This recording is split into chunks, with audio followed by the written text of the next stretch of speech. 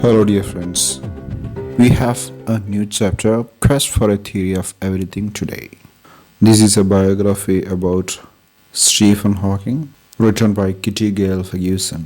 First of all, go through a short profile of Kitty Gale Ferguson. She is a science writer, lecturer, and a former professional musician. She has authored numerous science books, including books on biographical facts. ഫെഗ്യൂസിനെ കുറിച്ച് പറയുമ്പം ഒരു science റൈറ്ററാണ്, ശാസ്ത്ര സംബന്ധമായ പുസ്തകങ്ങൾ രചിച്ച ഒരു വ്യക്തിയാണ്, ഒരു ലെക്ചററാണ്, പ്രൊഫഷണൽ മ്യൂസീഷ്യനുമാണ്, അല്ലേ, പാട്ടുകാരിയാണ്. ഒരുപാട് ശാസ്ത്ര പുസ്തകങ്ങൾ പ്രസിദ്ധീകരിച്ച അവർ അതിൽ ജീവചരിത്ര സംബന്ധമായിട്ടുള്ള കാര്യങ്ങളും ഉൾപ്പെടുത്തിയിട്ടുണ്ട്. Ferguson's works are recognized for their degree of detail and accuracy. അപ്പോൾ അവരുടെ വർക്കിൻ്റെ സ്പെഷ്യാലിറ്റിയെ കുറിച്ചാണ് പറയുന്നത്. It's full of detailing and accuracy. കൃത്യതയുള്ള വിവരണമാണ് അവരുടെ വർക്കുകളുടെ ഒരു മേന്മ എന്ന് പറയുന്നത്, അല്ലേ. She is known for her ability to explain very complicated scientific concepts. ഇത്ര കോംപ്ലിക്കേറ്റഡ് ആയിട്ടുള്ള ശാസ്ത്രീയ ആശയങ്ങളും വളരെ ലളിതമായിട്ട് എക്സ്പ്ലെയിൻ ചെയ്യാനുള്ള ഒരു കഴിവ് അവർക്കുണ്ടായിരുന്നു, അല്ലേ. അങ്ങനെയാണ് അവർ അറിയപ്പെട്ടത്, പോപ്പുലറായിട്ടുള്ളത്. Read and reflect.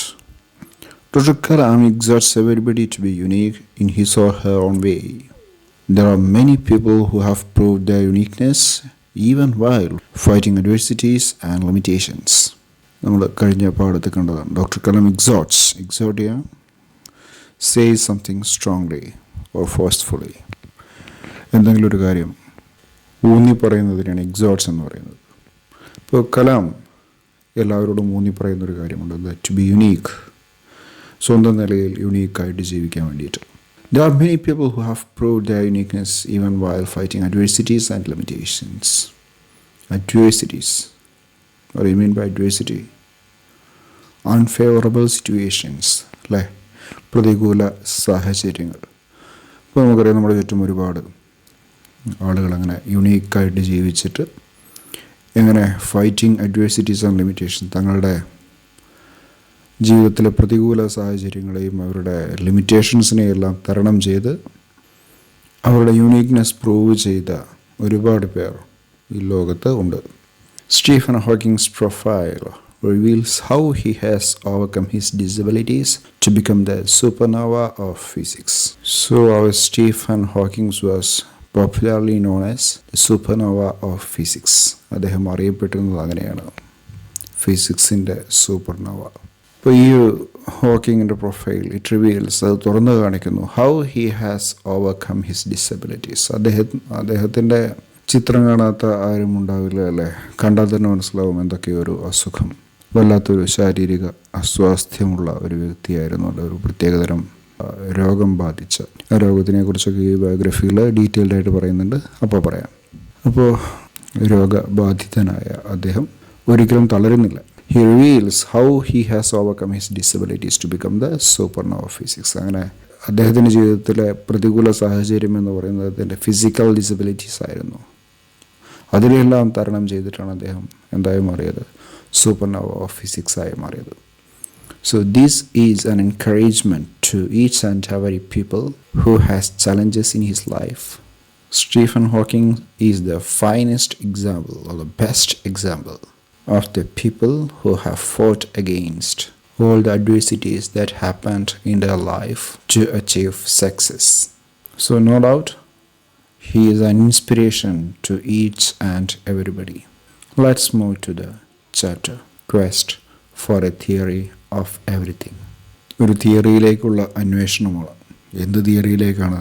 Theory of everything, എല്ലാത്തിനുമായിട്ടുള്ള ഒരു തിയറി, അല്ലേ. ലോകത്തിലുള്ള എല്ലാ കാര്യങ്ങളും ഉൾക്കൊള്ളിക്കുന്ന ഒരു തിയറി, അത് കണ്ടെത്തുകയായിരുന്നു സ്റ്റീഫൻ ഹോക്കിൻസിൻ്റെ ഏറ്റവും വലിയ ലക്ഷ്യം എന്ന് പറയുന്നത്. ഈ ഒരു ഓപ്പണിംഗ് എന്ന് പറയുന്നത് അദ്ദേഹത്തിൻ്റെ ബയോഗ്രഫി, അദ്ദേഹത്തിൻ്റെ കുട്ടിക്കാലം പറഞ്ഞിട്ടല്ല, അദ്ദേഹത്തിൻ്റെ ജീവിതത്തിലെ ഒരു പ്രധാനപ്പെട്ട സംഭവം പറഞ്ഞിട്ടാണ് തുടങ്ങുന്നത്, അല്ലേ. ഏപ്രിൽ 29, 1980 അദ്ദേഹം കേംബ്രിഡ്ജിലെ ഒരു ലെക്ചർ റൂമിൽ നടത്തിയ പ്രസംഗവുമായി ബന്ധപ്പെടുത്തിയിട്ടാണ് ഈ ഒരു പ്രൊഫൈൽ തുടങ്ങിയിട്ടുള്ളത്. In the Cockcroft lecture room on April 29, 1980, scientists and university dignitaries gathered in steep tiers of seats facing a 2-story wall of chalkboard and slide screen. Cockcroft lecture room, നേരത്തെ പറഞ്ഞ പോലെ തന്നെ കേംബ്രിഡ്ജ് യൂണിവേഴ്സിറ്റിയിലെ ഒരു lecture theatre ആണ് Cockcroft എന്ന് പറയുന്നത്.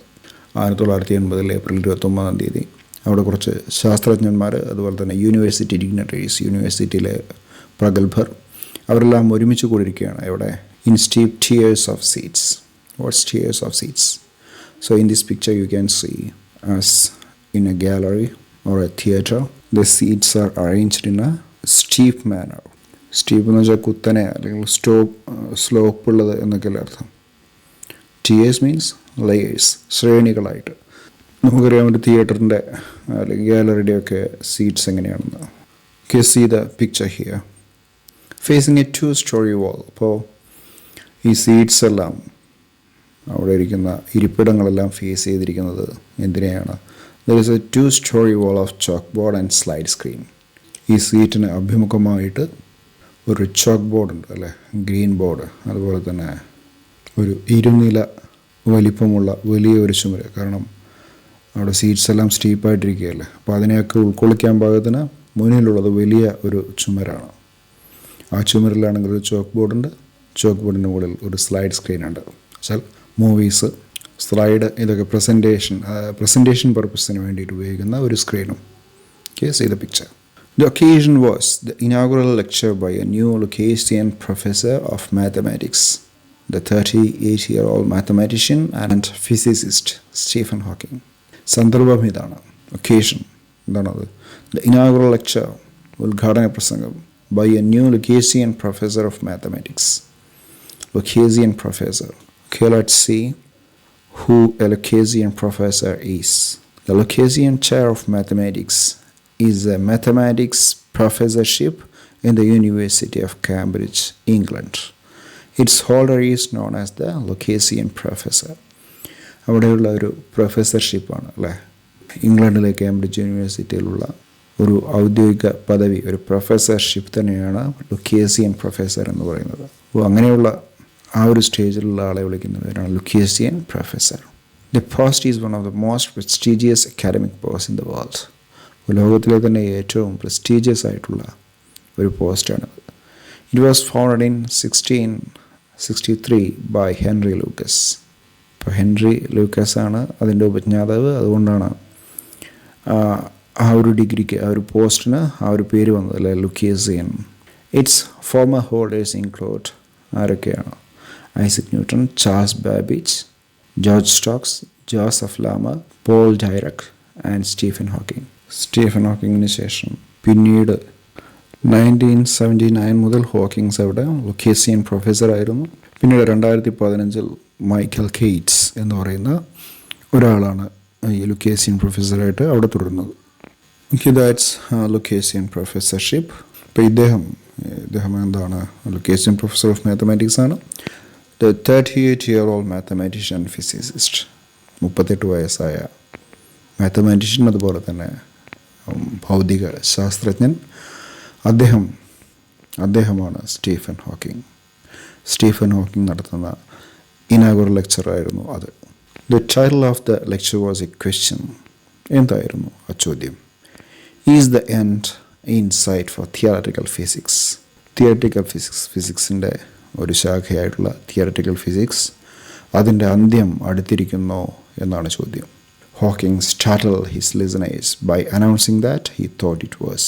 Hawking shocked his listeners. ലിസണേഴ്സിനെല്ലാം ഞെട്ടിക്കുകയാണ്. എന്ത് പറഞ്ഞുകൊണ്ടാണ്? By announcing that he thought it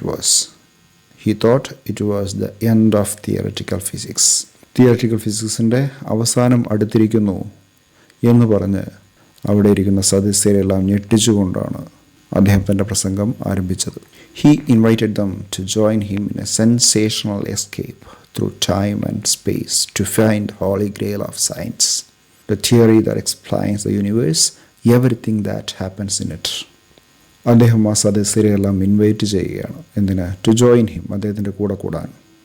എന്നിട്ടോ in A sensational escape through time and space. അവിടുത്തെ ടൈമിൽ നിന്നും സ്പേസിൽ നിന്നും ആവേശജനകമായ രക്ഷപ്പെടൽ നടത്താൻ. എന്തിനാണ് ടൈമിൽ നിന്നും സ്പേസിൽ നിന്നും രക്ഷപ്പെടുന്നത്? To find the holy grail of science. സയൻസിൻ്റെ, ശാസ്ത്രത്തിൻ്റെ ഒരു വിശുദ്ധ ചഷകം അത് കണ്ടെത്താനുള്ള യാത്രയിലാണ്. ഇൻട്രസ്റ്റിംഗ് ആയിട്ടുള്ള, ക്യൂരിയസ് ആയിട്ടുള്ള, അല്ലേ? Sensational means causing intense interest or curiosity, അല്ലേ? കോസിങ് ഇൻറ്റൻസ് ഇൻട്രസ്റ്റ്, അതിയായ താല്പര്യം ജനിപ്പിക്കുന്ന, അല്ലേ? എല്ലാവർക്കും എക്സൈറ്റ്മെൻറ്റ് ഉണ്ടാക്കുന്ന കാര്യങ്ങളൊക്കെയാണ് സെൻസേഷണൽ എന്ന് പറയുന്നത്. സെൻസേഷണൽ ന്യൂസ് എന്നൊക്കെ കിട്ടുന്നുണ്ടാവുമല്ലോ. ഇപ്പോൾ ഇവിടെ അവർ നടത്താൻ പോകുന്ന ഒരു സെൻസേഷണൽ എസ്കേപ്പാണ്. അപ്പോൾ ആ എസ്കേപ്പ് നടത്താൻ വേണ്ടി അവിടെയുള്ള ആളുകളെല്ലാം ക്ഷണിക്കുകയാണ്. എന്തിനാണ് എസ്കേപ്പ് എന്നാണ് പറഞ്ഞത്? To find the holy grail of science, ശാസ്ത്രത്തിൻ്റെ വിശുദ്ധ ചഷകം. ഹോളി ഗ്രെയിൽ എന്ന് പറയുന്നതിൻ്റെ ലിറ്ററൽ മീനിങ് എന്ന് പറയുന്നതാണ് the cup set to be use by Jesus Christ at the last supper. അന്ത്യ അത്താഴ സമയത്ത് ജീസസ് ക്രൈസ്റ്റ് ഉപയോഗിച്ചു എന്ന് പറയപ്പെടുന്ന ഒരു കപ്പിനെയാണ് ഹോളി ഗ്രെയിൽ എന്ന് പറയുന്നത്. അപ്പോൾ ഇവിടെ ശാസ്ത്രത്തിൻ്റെ ആത്മാവ് കണ്ടെത്താൻ വേണ്ടി എല്ലാവരെയും ക്ഷണിക്കുകയാണ്. എന്താണ് ആ holy grail? The theory that explains the universe, everything that happens in it. ഈ പ്രപഞ്ചത്തെ മുഴുവൻ വിശദമാക്കുന്ന ഒരു തിയറി. പ്രപഞ്ചത്തെ മാത്രമല്ല, അത് ഉൾക്കൊള്ളുന്ന എല്ലാത്തിനെയും നിർവചിച്ചുകൊണ്ട് ഒരു തിയറി ഉണ്ടാക്കണം. ആ തിയറി കണ്ടെത്തുവാൻ വേണ്ടിയാണ് ടൈമിൽ നിന്നും സ്പേസിൽ നിന്നും രക്ഷപ്പെട്ട് തൻ്റെ കൂടെ ചേരുവാൻ അവിടെ ഇരിക്കുന്ന സദസ്യരോട് ആഹ്വാനം ചെയ്യുന്നത്. Stephen Hawking sat silently in a wheelchair while one of his students read his lecture to the assembled company. Stephen Hawking അല്ല ആ പ്രസംഗം നടത്തുന്നത്. He sat silently in a wheel chair. അദ്ദേഹം അവിടെ വീൽ ചെയറിൽ അങ്ങനെ ഇരിക്കുകയാണ്. ആ സമയം while one of his students, അദ്ദേഹത്തിൻ്റെ സ്റ്റുഡൻസിൽ ഒരാളാണ് റെഡ് ഹിസ് ലെക്ചർ, അദ്ദേഹത്തിൻ്റെ ലെക്ചർ, അദ്ദേഹത്തിന് വേണ്ടി അദ്ദേഹം എഴുതിയ കാര്യങ്ങൾ വായിക്കുന്നത്, അല്ലേ? ആരോട്? To the assembled company, to the assembled audience the. Judge by appearance alone. നമ്മളൊരാളെ പലപ്പോഴും ജഡ്ജ് ചെയ്യുക അവരുടെ ആ രൂപം കണ്ടിട്ടാണല്ലോ. അങ്ങനെ ആ അപ്പിയറൻസ് കണ്ടിട്ട് അദ്ദേഹത്തെ ജഡ്ജ് ചെയ്യുകയാണെങ്കിൽ Hawking didn't seem a promising choice to lead any adventure. Hawking ഒരിക്കലും കാണപ്പെട്ടില്ല, അല്ലെങ്കിൽ ആർക്കും അങ്ങനെ കണ്ടാൽ പറയില്ല, അല്ലേ? തോന്നില്ല അതിന് പറ്റിയ ഒരാളാണെന്നല്ലേ. Promising choice. Promising choice means a person who is apt to do something. എന്തെങ്കിലും ഒരു കാര്യം ചെയ്യാൻ പറ്റിയ ഒരാളെയാണ് പ്രോമിസിങ് ചോയ്സ് എന്ന് പറയുന്നത്. എന്തിനുള്ള promising choice? To lead any adventure. അഡ്വഞ്ചറസ് ആയിട്ടുള്ള ഒരു ടാസ്കിനും കൊള്ളാത്ത ഒരാളെ പോലെ തോന്നും അയാളെ കണ്ടാൽ. അദ്ദേഹം ഒരിക്കലും ഒരു സാഹസികമായ ഉദ്യമം നയിക്കാനുള്ള പ്രാപ്തനായ ഒരാളായിട്ട് കാണപ്പെട്ടില്ല. എന്താണ് അഡ്വഞ്ചർ എന്നും പറയുന്നത് നമുക്കറിയാം, അല്ലേ? To find out a theory for everything. Stephen William Hawking was born on 8th January 1942 in Oxford, England. It was exactly 300 years after the death of Galileo, the father of modern science. ആധുനിക ശാസ്ത്രത്തിൻ്റെ പിതാവായ ഗലീലിയോയുടെ 30ാം ചരമവാർഷികത്തിൻ്റെ അന്നാണ് അദ്ദേഹം ജനിച്ചത്. Frank and Isabel Hawking, Stephen's parents were not wealthy. ഇപ്പോൾ ഹോക്കിങ്ങിൻ്റെ പാരൻസിനെ കുറിച്ച് പറയുന്നു. Frank and Isabel Hawking, they were not wealthy, they were not rich, they were poor. But they believed in the value of education. Even though they were very poor, they know the value of education. വിദ്യാഭ്യാസത്തിൻ്റെ മൂല്യത്തെക്കുറിച്ച് അറിവുള്ളവരായിരുന്നു Stephen ഹോക്കിങ്സിൻ്റെ parents. So they planned for Stephen to go to Westminster, a famous public school in the heart of London. അങ്ങനെ the parents of Stephen Hawking, they planned for Stephen to go to Westminster. Stephen ഹോക്കിങ്സിന് വേണ്ടി വെസ്റ്റ്മിൻസ്റ്ററിലേക്ക് താമസം മാറ്റുവാൻ അവർ തീരുമാനിക്കുകയും അങ്ങനെ ലണ്ടൻ്റെ ഹൃദയഭാഗത്തുള്ള വെസ്റ്റ്മിൻസ്റ്ററിലെ famous ആയിട്ടുള്ള ഒരു സ്കൂളിൽ സ്റ്റീഫനെ ചേർക്കാൻ അവർ പ്ലാൻ ചെയ്യുകയാണ്. അൺഫോർച്ചുനേറ്റ്ലി സ്റ്റീഫൻ വാസ് ഇൽ at the time of scholarship examination for Westminster. ഭാഗ്യവശാൽ സ്റ്റീഫൻ വാസ് ഇൽ, മൂപ്പർക്ക് അസുഖം വരികയാണ് at the time of scholarship examination. അങ്ങോട്ട് ഉള്ള എക്സാമിനേഷൻ എഴുതുന്നതിനിടെ, അവിടെ ചേരണമെങ്കിൽ എക്സാമിനേഷൻ എഴുതണം, സ്കോളർഷിപ്പ് എക്സാമിനേഷൻ. ആ സമയത്ത് പുള്ളിക്കാരൻ അസുഖം വരികയാണ്. അങ്ങനെ therefore he attended the local St. Albans school. Westminster സ്കൂളിൽ പഠിക്കാൻ, പബ്ലിക് സ്കൂളിൽ പഠിക്കാൻ പുള്ളിക്കാരന് പറ്റിയില്ല. അങ്ങനെ പിന്നീട് സെൻറ്റ് ആൽബൻസ് സ്കൂളിൽ ചേരുകയാണ്. By the time he was 8 വയസ്സായപ്പോഴത്തേക്ക് he was thinking seriously about becoming a scientist. 8 വയസ്സിൽ തന്നെ തീരുമാനിച്ചു സയൻറ്റിസ്റ്റ് ആവണമെന്ന്. Frank Hawking encouraged his son to follow him into medicine. അതേസമയം his father Frank Hawking encouraged his son, supported his son to follow him into medicine. So his father wanted his son to follow medicine. അല്ലേ, ഡോക്ടറാക്കാനായിരുന്നു ആഗ്രഹം. But Stephen found biology too imprecise. But Stephen had another idea. According to him, biology was too imprecise. തീരെ ഇൻഎക്സാക്റ്റ് ആയിട്ടുള്ള, കൃത്യതയില്ലാത്ത ഒരു വിഷയമാണ് biology എന്നാണ് Stephen കരുതിയത്. He wanted a subject in which he could look for exact answers and get to the root of things. Stephen ഹോക്കിങ്ങിനെ സംബന്ധിച്ചിടത്തോളം എങ്ങനത്തെയുള്ള സബ്ജക്റ്റാണ് അദ്ദേഹത്തിന് ആഗ്രഹം? He wanted a subject in which he could look for exact answers. കൃത്യമായ ഉത്തരം ലഭിക്കുന്ന തരത്തിലുള്ള സബ്ജക്റ്റ് ആയിരിക്കണം പഠിക്കേണ്ടത് എന്ന് അദ്ദേഹത്തിന് നിർബന്ധമുണ്ടായിരുന്നു. കൃത്യമായ ഉത്തരവും കിട്ടണം, കാര്യങ്ങളുടെ വേരുകളിലേക്ക് ഇറങ്ങിച്ചെല്ലാനും സാധിക്കണം. അങ്ങനെയുള്ളൊരു സബ്ജക്റ്റ് പഠിക്കണം എന്നാണ് ആഗ്രഹം. ബയോളജി അദ്ദേഹത്തെ സംബന്ധിച്ചിടത്തോളം ഇംപ്രിസൈസ്, ഇൻഎക്സാക്റ്റ് ആയിരുന്നു. Young Stephen was no prodigy. He was not a genius one. He was a normal boy, a common boy, an average one. Prodigy means genius. He was just an ordinary English school boy, slow in learning to read. വായിക്കാൻ വളരെ slow ആയിരുന്നു. His handwriting, the despair of his teachers. So his handwriting was not at all very attractive. The teachers disliked his handwriting. Despair എന്ന് പറഞ്ഞാൽ മടുപ്പ് എന്നല്ല, നിരാശ. അപ്പോൾ അവൻ്റെ ഹാൻഡ് റൈറ്റിംഗ് ടീച്ചേഴ്സിനെ നിരാശരാക്കി. He had bad handwriting. He was ranked no more than halfway up in his class. ഒരു ആവറേജ് ആണല്ലേ, ആ ഒരു മധ്യനിരയിൽ നിന്ന് മുന്നോട്ട് പോകാൻ അവന് സാധിച്ചില്ല. എപ്പോഴും അവൻ്റെ ആവറേജ് ആയി തുടർന്നു. Though he now says in his own defense, it was a very bright class. അവനിപ്പോൾ പറയുന്നത് എന്താണെന്ന് വെച്ചാൽ, സ്റ്റീഫൻ പറയുന്നത് സ്വയം പ്രതിരോധിക്കാൻ വേണ്ടി പറയുകയാണ്. അവനൊരിക്കലും ക്ലാസ്സിൻ്റെ മുമ്പിലെ റാങ്കിലുള്ള കുട്ടികളുടെ ഒപ്പം എത്താൻ സാധിക്കാത്തതിനാൽ പറയുകയാണ്, it was A very bright class. തൻ്റെ ക്ലാസ് എന്ന് പറയുന്നത് വളരെ ഊർജ്ജസ്വലരായ, ഇൻ്റലിജൻ്റ് ആയിട്ടുള്ള കുട്ടികൾ പഠിക്കുന്ന ക്ലാസ്സാണ്. അതുകൊണ്ടാണ് തനിക്ക് മുൻനിരയിലേക്ക് വരാൻ സാധിക്കാത്തത് എന്നാണ് അവൻ പറയുന്നത്. തൻ്റെ കുഴപ്പമല്ല, തൻ്റെ കൂടെയുള്ള കുട്ടികൾ വളരെ ബ്രൈറ്റാണ്, അതുകൊണ്ടാണ് താനിങ്ങനെ ആവറേജായി തുടരുന്നതെന്ന് അവൻ പറയുമായിരുന്നു. At 14, Stephen knew that he would pursue mathematics and physics. So at an age of 14, 14 വയസ്സിൽ Stephen recognized that he should pursue, that he should follow or he should study mathematics and physics. താൻ പഠിക്കേണ്ടത് ഫിസിക്സും മാത്തമാറ്റിക്സുമാണെന്നുള്ള തീരുമാനം Stephen എടുത്തിരുന്നു. His father called this impractical. അച്ഛനത് ഇഷ്ടമല്ല, അതിനെ impractical എന്ന് വിളിച്ചു, നടക്കാൻ പോകുന്നില്ല. കാരണം for there were no jobs in mathematics except teaching. Mathematics എടുത്തു കഴിഞ്ഞാൽ ടീച്ചിങ് പ്രൊഫഷൻ ഒഴികെ മറ്റൊന്നിനും സ്കോപ്പില്ല എന്നുള്ള ധാരണയായിരുന്നു ഫാദറിന്. അതുകൊണ്ട് ഇംപ്രാക്ടിക്കലായിട്ട് ഫാദർ കണ്ടു. മോറോവർ, അതുകൂടാതെ he wanted his son to attend his own college and Oxford offered no mathematics. He wanted his son to attend his own college. താൻ പഠിച്ച കോളേജിൽ തന്നെ തൻ്റെ മകനും പഠിക്കണം എന്ന് ആ ഫാദറിന് ആഗ്രഹമുണ്ടായിരുന്നു. മാത്രമല്ല, and Oxford offered no mathematics. Oxford യൂണിവേഴ്സിറ്റിയിലാണെങ്കിൽ മാത്തമാറ്റിക്സ് ഇല്ലതാനും. He followed his father's advice and studied chemistry, physics and only a little mathematics. അച്ഛൻ്റെ നിർദ്ദേശപ്രകാരം എന്ത് ചെയ്തു? He studied chemistry, physics and only a little mathematics. കുറച്ച് മാത്തമാറ്റിക്സും പഠിച്ചു.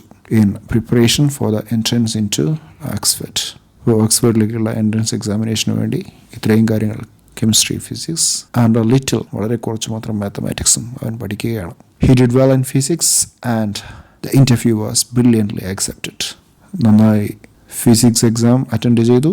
He attended the physics examination very well and the interview was brilliantly accepted. Means he scored high in the interview. In 1959, at the age of 17, Hawking went to Oxford to study natural science and to specialize in physics.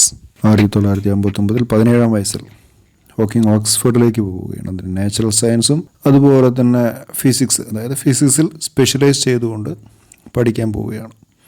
He joined University College, his father's college and the oldest at Oxford. Oxford യൂണിവേഴ്സിറ്റിയുടെ കീഴിലുള്ള കോളേജുകളിൽ ഏറ്റവും പഴയ കോളേജായിട്ടുള്ള university college, അവിടെയാണ് ഹോക്കിങ്ങിൻ്റെ father പഠിച്ചിട്ടുള്ളത്. അവിടെ തന്നെ join ചെയ്യുകയാണ്.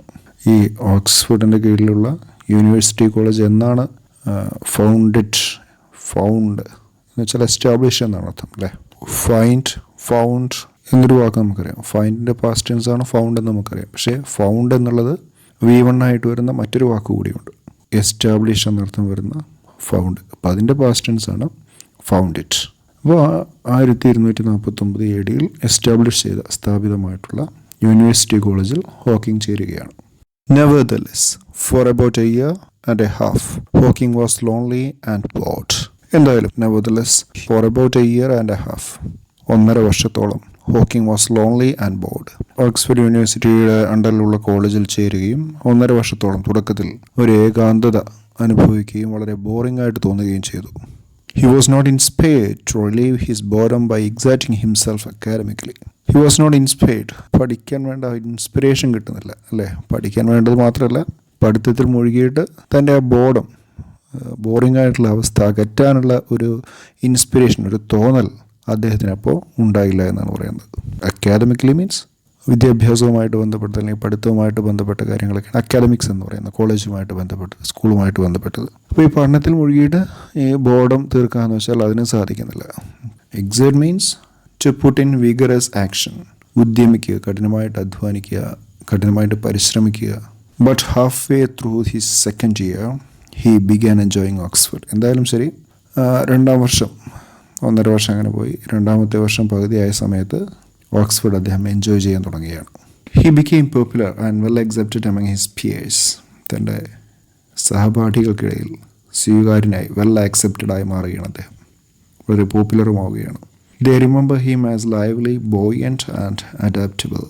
So his peers, his classmates remember him. അദ്ദേഹത്തെ ഓർക്കുന്നത് എങ്ങനെയാണ്? ആസ് ലൈവ്ലി, ഉഷാറുള്ള ഒരു മനുഷ്യനായിട്ടാണ്. അതുപോലെ തന്നെ buoyant, cheerful, happy and adaptable means able to change with new situations, circumstances. പുതിയ സാഹചര്യങ്ങൾക്കനുസരിച്ച് സ്വയം മാറുന്ന ആളുകളെയാണ് അഡാപ്റ്റബിൾ എന്ന് പറയുന്നത് അല്ലേ? അപ്പോൾ സാഹചര്യങ്ങൾക്കനുസരിച്ച് ഇണങ്ങിപ്പോകുന്ന, നല്ല ലൈവ്ലി ആയിട്ടുള്ള, ഉഷാറായിട്ടുള്ള, ഹാപ്പി ആയിട്ടുള്ള ഒരു ഹോക്കിങ്ങിനെയാണ് സഹപാഠികളെല്ലാം ഓർത്തെടുക്കുന്നത്. അദ്ദേഹത്തിൻ്റെ ഫിസിക്കൽ ഫീച്ചേഴ്സിനെ കുറിച്ച് പറയുന്നു. ഹി വോ ഹിസ് ഹെയർ ലോങ്, ഹിപ്പിയായിട്ട് മുടിയൊക്കെ വളർത്തി നടക്കുന്ന. വാസ് ഫേമസ് ഫോർ ഹിസ് വിറ്റ്. He was famous for his വിറ്റ്. തൻ്റെ ബുദ്ധി കുശലതയിൽ, വിറ്റെന്ന് പറഞ്ഞാൽ ബുദ്ധിപൂർവ്വം പറയുന്ന തമാശയ്ക്കാണ് വിറ്റെന്ന് പറയുക. ഫലിതത്തിന് പ്രശസ്തനായ, അതുപോലെ തന്നെ ക്ലാസിക്കൽ മ്യൂസിക് ഇഷ്ടപ്പെടുന്ന, ക്ലാസിക്കൽ മ്യൂസിക് മാത്രമല്ല, like classical music and science fiction and took part in സ്പോർട്സിൽ പങ്കെടുത്ത സയൻസ് ഫിക്ഷൻസ്, ശാസ്ത്രത്തിനോട് ബന്ധപ്പെടുത്തിയ കെട്ടുകഥകളെയും നോവൽസിനെയും സിനിമകളെയൊക്കെയാണ് സയൻസ് ഫിക്ഷൻസ് എന്ന് പറയുന്നത് അല്ലേ? അപ്പോൾ അതൊക്കെ ഒരുപാട് ഇഷ്ടപ്പെടുന്ന ഒരാളായിരുന്നു നമ്മുടെ ഹോക്കിംഗ് എന്ന് പറയുന്നത്. However, at the end of 3rd year, Hawking almost floundered, struggled, ഒരുപാട് കഷ്ടത അനുഭവിച്ചു. ഇപ്പോൾ 3ാമത്തെ വർഷം അവസാനിക്കാറായപ്പോഴത്തേക്ക് അദ്ദേഹത്തിന് എന്തൊക്കെയോ കഷ്ടം വരികയാണ്. To have a lot of problems, അതൊക്കെ ഫ്ലൗണ്ടേഡ്, ഒരുപാട് കഷ്ടങ്ങൾ അദ്ദേഹത്തിന് വന്നുകയാണ്. He selected theoretical physics as his specialty. His main subject was theoretical physics. He had then applied to do a PhD at Cambridge and was accepted on condition that he got a first from Oxford. അങ്ങനെ കേംബ്രിഡ്ജിൽ അദ്ദേഹം apply ചെയ്യുന്ന ഒരു PhDക്ക് and was accepted. Application accept ചെയ്തു. എങ്ങനെ? On condition that he got first from Oxford. ഓക്സ്ഫോർഡിൽ നിന്ന് first കിട്ടിക്കഴിഞ്ഞാൽ അദ്ദേഹത്തിന് എന്ത് ചെയ്യാം? കേംബ്രിഡ്ജിൽ PhDക്ക് പോവാം എന്നുള്ളൊരു കണ്ടീഷനിൽ അദ്ദേഹം PhDക്ക് അപ്ലൈ ചെയ്യുകയാണ്. Hawking was confident that he could get through successfully. Get through ഒരു ഫ്രേസൽ വെർബാണ് അല്ലേ? അതിൻ്റെ meaning to succeed in an examination or test. പരീക്ഷയിലൊക്കെ വിജയിക്കുന്നതിനെയാണ് ഗെറ്റ് ത്രൂ എന്നുള്ള ഫ്രേസൽ വെർബ് ഉപയോഗിക്കുന്നത്. Hawking was confident. അദ്ദേഹത്തിൻ്റെ കോൺഫിഡൻസ് എന്തായിരുന്നു? He could get through successfully. ആ ഒരു പരീക്ഷ വിജയകരമായി പൂർത്തിയാക്കാൻ സാധിക്കുമെന്നുള്ളൊരു കോൺഫിഡൻസ് അദ്ദേഹത്തിനുണ്ടായിരുന്നു. But as the examination day approached, പരീക്ഷാ ദിവസം അടുക്കും തോറും ഹിസ് കോൺഫിഡൻസ് ഫെയിൽഡ്. അദ്ദേഹത്തിൻ്റെ കോൺഫിഡൻസ് കുറഞ്ഞു വരികയാണ്. As the examination days were nearing, what happen to his confidence? Yes, his confidence failed, reduced. Hawking ended up disastrously on the border line between first and second. First കിട്ടിയില്ല, ഫസ്റ്റിൻ്റെയും സെക്കൻഡിൻ്റെയും നടുവിൽ. That result ended up. അങ്ങനെ ഫസ്റ്റും കിട്ടിയില്ല, ഫസ്റ്റിൻ്റെയും സെക്കൻഡിൻ്റെയും മധ്യത്തിലായി പോവുകയാണ് നമ്മൾ ഹോക്കിങ്ങിൻ്റെ റിസൾട്ട് എന്ന് പറയുന്നത് അല്ലേ? അദ്ദേഹത്തിന് പറഞ്ഞിട്ടുണ്ടായിരുന്നൊരു കണ്ടീഷൻ എന്ന് പറഞ്ഞാൽ ഫസ്റ്റ് കിട്ടുകയാണെങ്കിൽ അദ്ദേഹത്തിന് അങ്ങോട്ട് പോകാം, കേംബ്രിഡ്ജിൽ പോയിട്ട് PhD ചെയ്യാമെന്നായിരുന്നു. പക്ഷേ നിർഭാഗ്യവശാൽ എന്തായി? ബോർഡർ ലൈനിലായി അദ്ദേഹത്തിൻ്റെ റിസൾട്ട് എന്ന്. Faced with a border line result, the examiners summoned Hawking for an interview and questioned him about his plans. അങ്ങനെ ബോർഡർ ലൈൻ റിസൾട്ടാണ് അല്ലേ?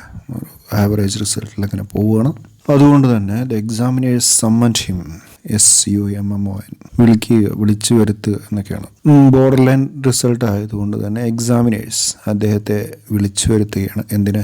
ഫോർ എൻ ഇൻ്റർവ്യൂ, ഒരു ഇൻ്റർവ്യൂ അറ്റൻഡ് ചെയ്യാൻ വേണ്ടിയിട്ട്. And question him about his plans, അദ്ദേഹത്തിൻ്റെ പ്ലാൻസിനെ കുറിച്ച് question ചെയ്യുന്നു. In spite of the tenseness of the situation, Hawking managed to come up with the kind of remark for which he was famous among his friends. അങ്ങനെ ആ ഒരു സിറ്റുവേഷനിൽ കുറച്ച് ടെൻഷനൊക്കെ ഉണ്ടായിരുന്നെങ്കിലും, അങ്ങനെ ആയിരുന്നെങ്കിലും, in spite of the tenseness of the situation, tension ഉണ്ടായിരുന്നെങ്കിലും, Hawking managed to come up with the kind of remark. ആ ഒരു സിറ്റുവേഷൻ മാനേജ് ചെയ്തു പുള്ളിക്കാരൻ. എങ്ങനെ? To come up with an idiomatic verb which means to invent or create an idea. ഇവിടെ example പറയുകയാണെങ്കിൽ, I don't know the answer but I might be able to come up with a good guess. ഇവിടെ Hawking managed to come up with a kind of remark. അപ്പോൾ അദ്ദേഹം ഒരു പ്രസ്താവന ഇറക്കുകയാണ്. പെട്ടെന്ന് തന്നെ തലയിൽ ഒരു ആശയം ഉദിക്കുന്നു. ടെൻഷനൊക്കെ ഉണ്ടായിരുന്നെങ്കിലും ആ ആശയത്തിൽ ഇങ്ങനൊരു ഐഡിയ കൺവേ ചെയ്യുകയാണ്. എന്ത്? ഈ ഐഡിയ അദ്ദേഹം പലപ്പോഴും കോളേജിൽ കാച്ചാറുള്ളതാണ്. ഈ ഒരു റിമാർക്ക് ആണ്. For which he was famous among his friends.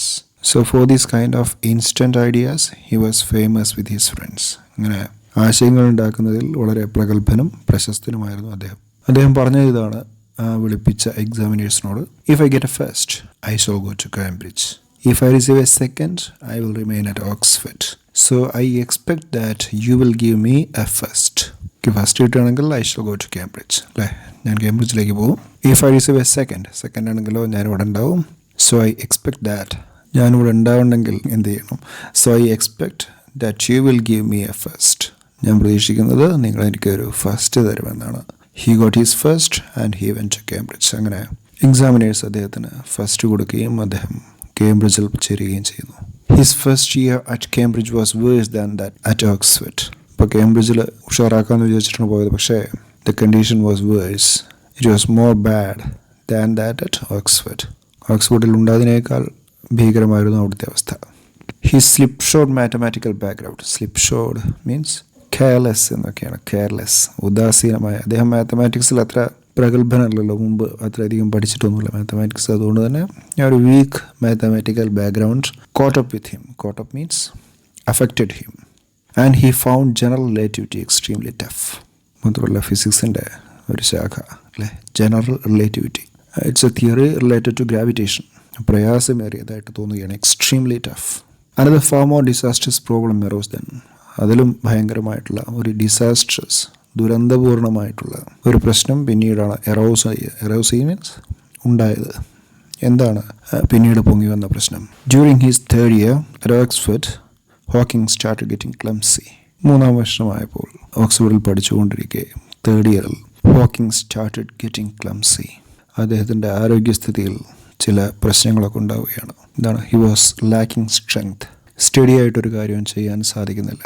ശരിക്കും ക്ലംസി എന്ന് പറഞ്ഞാൽ അതിൻ്റെ അർത്ഥം നോട്ട് ഗ്രേസ്ഫുൾ, ഓക്വേർഡ് എന്നൊക്കെയാണ്. അവലക്ഷണമുള്ള, വിരൂപമായ എന്നൊക്കെയാണ്. ഇവിടെ ലാക്കിംഗ് സ്ട്രെങ്ത് എന്നുള്ള അർത്ഥത്തിലാണ്. ലാക്കിംഗ് ബാലൻസ് നഷ്ടപ്പെടുന്ന അവസ്ഥ, ശാരീരികമായ അസ്വസ്ഥതകൾ ഉണ്ടാവുക, അതൊക്കെയാണ് ക്ലംസി. ഇവിടെ എന്തായിരുന്നു അദ്ദേഹത്തിൻ്റെ പ്രശ്നം? He had fallen once or twice for no apparent reason. 1-2 തവണ പ്രത്യേകിച്ച് അപ്പാരൻറ്റ് റീസൺ ഒന്നുമില്ലാതെ, എന്ന് വെച്ചാൽ ക്ലിയർ റീസൺ ഒന്നുമില്ലാതെ അദ്ദേഹം 1-2 പ്രാവശ്യം വീണു. ദ ഫോളോയിങ് ഓട്ടം, പിന്നീട് വന്ന ഒരു ശരത്കാലത്ത് അറ്റ് കേംബ്രിഡ്ജിൽ വെച്ച് he had trouble tying his shoes. തൻ്റെ ഷൂലേസ് കെട്ടുന്നതിൽ പോലും അദ്ദേഹത്തിന് പ്രശ്നമുണ്ടായിരുന്നു. And sometimes he had difficulty talking. ചിലപ്പോൾ സംസാരിക്കുന്നതിനും അദ്ദേഹത്തിന് വിഷമം നേരിട്ടു. Shortly after his 21st birthday in 1963, Hawking contracted a rare disease, amyotrophic lateral sclerosis. അങ്ങനെ 1963 മുതൽ 21-ാമത്തെ വയസ്സിൽ ഹോക്കിങ്ങിന് ഒരു റയർ ഡിസീസ്, അപൂർവ രോഗം പിടിവിടുകയാണ്. കോൺട്രാക്ട് എന്ന് വെച്ചാൽ got or Hawking was affected അല്ലേ, അദ്ദേഹത്തിനൊരു അസുഖം പിടിപെടും. ഈ അസുഖം പിടിക്കുന്നതിനെയാണ് കോൺട്രാക്ട് എന്ന് പറയുക അല്ലേ. ഹി ഗോട്ട് ഫീവർ എന്നൊക്കെ പറയില്ലേ. അപ്പോൾ അതുപോലെ തന്നെ he contracted a rare disease. എന്താണ് അതിൻ്റെ പേര്? ALS, amyotrophic lateral sclerosis, for which there was no known cure. പ്രത്യേകിച്ച് പ്രതിവിധിയൊന്നുമില്ലാത്ത ഒരു അസുഖം. It caused a gradual disintegration of nerve cells in the spinal cord and the brain. ആ അസുഖം എന്തിന് കാരണമായി എന്നാണ്. It caused a gradual disintegration. Disintegration means deterioration അല്ലേ. ഡിറ്റീരിയറേഷൻ എന്ന് പറയാം ജീർണനം, ശിഥിലീകരണം. സെൻട്രൽ നെർവസ് സിസ്റ്റത്തിൻ്റെ, അതായത് സ്പൈനൽ കോഡിൻ്റെയും ബ്രെയിനിൻ്റെയും ഒക്കെ നെർവ് സെൽസിന് ശിഥിലീകരണം സംഭവിക്കുകയാണ്, ജീർണനം സംഭവിക്കുന്ന ഒരവസ്ഥയിലേക്ക് എത്തിച്ചേരുന്നു അദ്ദേഹം. At first he went into a deep depression. ആദ്യം അദ്ദേഹത്തിന് ചെറിയ ഡിപ്രഷൻ ഉണ്ടാകുന്നു. He did not know what he ought to do, എന്ത് ചെയ്യണമെന്നറിയാത്ത അവസ്ഥ. Or what his future would be like, എന്തായിരിക്കും ഭാവി. He was thinking how he could live the rest of his life. My dreams at that time were rather confused, he admitted. അദ്ദേഹം ആ സമയത്ത് സമ്മതിച്ചൊരു കാര്യമുണ്ടായിരുന്നു, എന്താണ് admit ചെയ്ത് അദ്ദേഹം. My dreams at that time were rather confused. എൻ്റെ അക്കാലത്തെ സ്വപ്നം വളരെ കൺഫ്യൂസ്ഡ് ആയിരുന്നു, ഒന്നും ക്ലാരിറ്റി ഇല്ലാത്ത അവസ്ഥ. Before my condition was diagnosed I had been very board with life. ഇപ്പോൾ എൻ്റെ ഈ ഒരു അവസ്ഥ ഡയഗ്നോസ് ചെയ്യുന്നതിന് മുമ്പ്, തിരിച്ചറിയുന്നതിന് മുമ്പേ എനിക്കെൻ്റെ ജീവിതം വളരെ മടുപ്പ് ഉളവാക്കിയ കാലമായിരുന്നു അതല്ലേ, ബോറിങ് തോന്നിയ ജീവിതമായിരുന്നു. There did not seem to be anything worth doing, പ്രത്യേകിച്ചൊന്നും ചെയ്യാനില്ല എന്ന് തോന്നിയ ഒരു കാലം. But shortly after I came out of hospital. പക്ഷേ ഹോസ്പിറ്റലിൽ നിന്ന് പുറത്തിറങ്ങിയ ഉടനെ തന്നെ, shortly after I came out of hospital I dreamed that, ഞാൻ സ്വപ്നം കണ്ടു, I was going to be executed. പുറത്തിറങ്ങിയപ്പോൾ ഒരു ചിന്ത ഉണ്ടാവുകയാണ്, താൻ എത്രയും പെട്ടെന്ന് മരണപ്പെട്ടേക്കും അല്ലേ. He might be killed any time. Execution ഒരു ശിക്ഷയാണല്ലേ.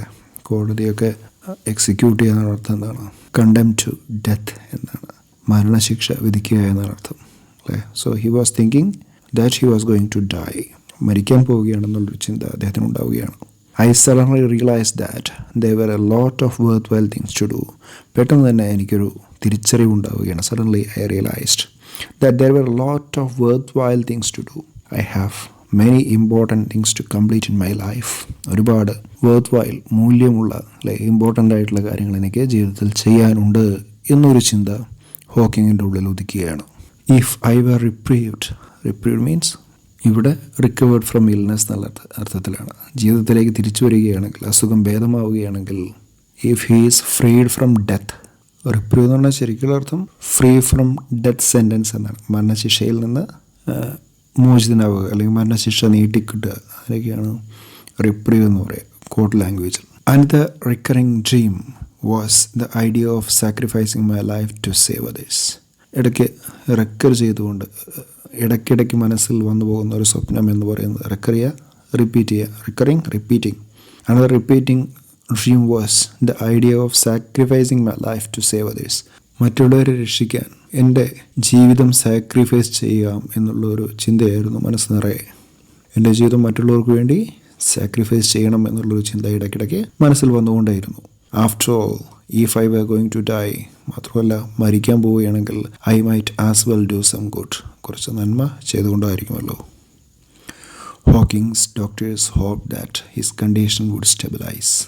ഹോക്കിങ്ങിൻ്റെ ഡോക്ടേഴ്സിന് ഇങ്ങനെ ഒരു പ്രതീക്ഷയുണ്ടായിരുന്നു, that his condition would stabilise, his physical condition will become stable. ഇപ്പോൾ അസുഖം കുറയുമില്ല കൂടുമില്ല, അങ്ങനെ സ്റ്റേബിളായിട്ട് നിലകൊള്ളുമെന്നാണ് ഡോക്ടേഴ്സ് വിചാരിച്ചത്. But the disease aggravated rapidly. പക്ഷേ ഹിസ് കണ്ടീഷൻ വേഴ്സൻഡ്, അദ്ദേഹത്തിൻ്റെ അസുഖം അഗ്രവേറ്റ് ചെയ്യുകയാണ്, ഗുരുതരമാവുകയാണ് ചെയ്തത്. റാപ്പിഡ്ലി, വളരെ പെട്ടെന്ന് അസുഖം വർദ്ധിച്ചു. ദേ സൂൺ ഇൻഫോംഡ് ഹിം ദാറ്റ്, പെട്ടെന്ന് തന്നെ ഡോക്ടേഴ്സ് അദ്ദേഹത്തിന് ഇൻഫർമേഷൻ കൊടുക്കുകയാണ്, രോഗിക്ക് എന്താണ് പറയുന്നത്, that he had about 2 more years to live. അദ്ദേഹത്തിന് ഇനി ജീവിതം വെറും 2 വർഷം കൂടിയേ ഉള്ളൂ എന്നുള്ള നിലയ്ക്ക് ഡോക്ടേഴ്സ് വിധി എഴുതുകയാണ്. So what would be the mental condition of a person who was going to die within 2 years? Yes, it's beyond imagination. He will be more than depressed. So let us see whether he could overcome all these problems or not. Okay, meet you in the next class. Until then, thank you. Goodbye.